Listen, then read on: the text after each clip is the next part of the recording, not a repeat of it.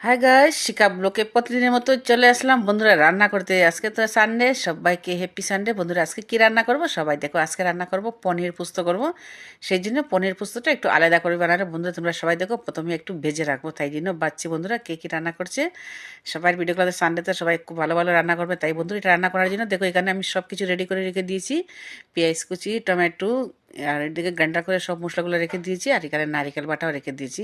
আর ওখানে একটা সবজি দেখেছি বন্ধুরা, এটা হলো কচুরমুখী, এটাই সিদ্ধ করে রেখে দিয়েছি। সব সবজি বানাবো, একটা একটা করে বন্ধুদেরকে দেখাচ্ছি। দেখো আমার বন্ধুরা, এটা সম্বাসে দেওয়ার জন্য প্রথমে পেঁয়াজ কুচি দিয়ে দিলাম, এটা ভেন্ডি দিয়ে করবো বন্ধুরা পোস্তটা। দেখো এরকম করে কে কে করো আমাকে একটু বলে দিও বন্ধুরা। সব মশলা এখানে কিন্তু গ্রাইন্ডার, পোস্তটা বেশি দিই নাই, অল্প দিয়েছি, কেননা অন্য মশলা দেবো সেই জন্য। দেখো এটা এবার পেঁয়াজটা একটু লাল লাল হয়ে গেলো। সবাই তো পেঁয়াজ দেয় না, কিন্তু আমি পেঁয়াজ দিয়ে দিলাম বন্ধুরা। পেঁয়াজ দিলে আমার খুবই ভালো লাগে, পেঁয়াজ দিয়ে বানাবো।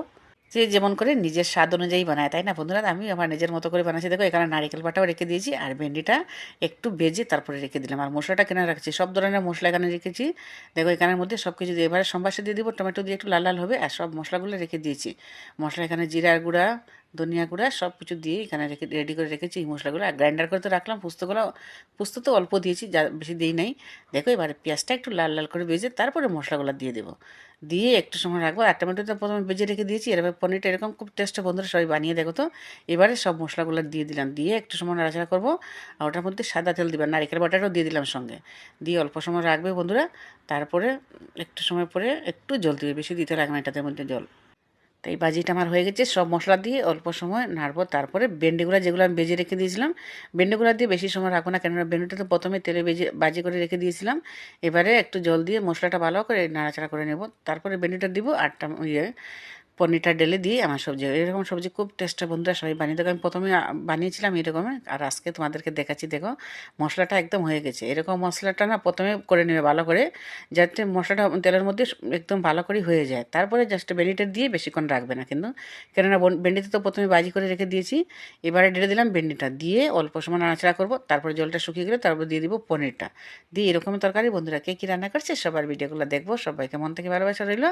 কালকে আমি একটা ভিডিও চেয়েছিলাম, তাই ভিডিওটা আমাদের কপিরাইট এসেছিলো, তাই আমি ভিডিওটা ডিলিট করে দিলাম। কালকে একটা ভিডিও দিয়েছিলাম, তাই কেননা এটাতে আমি মাছ কাটা দেখিয়েছিলাম, আর এরকম সবাই কিন্তু দেখাবে না বন্ধুরা। এবার দেখো তো আমি দিয়ে দিলাম পনিরটা ভেজে রেখে দিয়েছিলাম। দিয়ে এবারে একটু অল্প সময় নাড়াচাড়া করে লাস্টে একটু গরম মশলা দিয়ে নামিয়ে দেবো। গরম মশলা কিন্তু মাছটি দিতে হবে, নাহলে বন্ধুরা টেস্ট হলে ওই গরম মশলাটার মধ্যে আলাদা একটা ফ্লেভার এসে যাবে। তাই বন্ধুরা দেখো ভেন্ডি দিয়ে কেমন করে আমি বানিয়ে নিলাম, বন্ধুরা সবাই দেখে নিও, এরকম করে বানিয়ে খুব টেস্ট হয়। আর সত্যি কালকে আমি একটা ভিডিও দিয়েছিলাম, ভিডিওটা আমার কপিরাইট এসেছে, আমি আজকে এই ভিডিওটা ডিলিট করলাম। সত্যি খুব ভালো লাগছিলো, আমার ভিডিওটা খুব ভালো হয়েছিল, আমার নিজের ভালো লাগছিলো। ভালো সবজি থাকলে না সত্যি ভালো লাগে ভিডিওগুলো। এবারে দেখো কচুর মুখটা যেটা সিদ্ধ করে রেখে দিয়েছিলাম, ওইটা একটা আমি সম্বাসে দিয়ে দিলাম। মশলাগুলো গ্রাইন্ডার করে রেখে দিয়েছিলাম, রসুন আর শুকনো লঙ্কা এগুলো দিয়ে দিলাম। আর দিয়ে আমাদের এটা একটা শুকনো মাছের বলে, ওইটা দিয়ে রান্না করবো বন্ধুরা। সত্যি কালকে আমার ভিডিওটা না সবাই হয়তো দেখেছে, অনেকজন দেখেছিল, অনেক কমেন্টস হয়েছিল।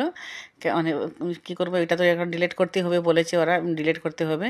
কেননা ওই আমি মাছ কাটার দেখিয়েছিলাম, একটু ব্লাড ছিল, তাই এগুলো দেখাতে নাই, তাই জন্য ওটা ডিলিট হলো। আজকে সকালে ডিলিট করলাম। সত্যি আমার খুব লেগেছিলো, কেননা ওটাতে খুব ভালো রান্না হয়েছিল।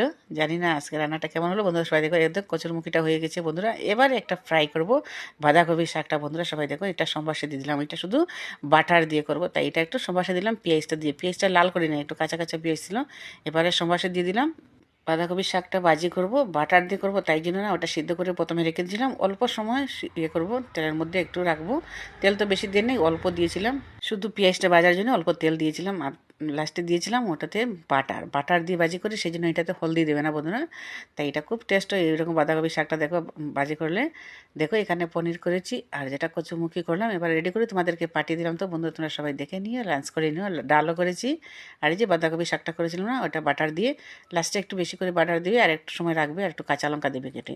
খুব টেস্ট হয় এটা হলদি দিই না আমার। তাই জন্য বন্ধুরা দেখে নাও, যদি ভালো লাগে একটু লাইক কমেন্টস করে দিও। আজকের মতো বাই, সবাইকে মন থেকে ভালোবাসা, টাটা সবাইকে।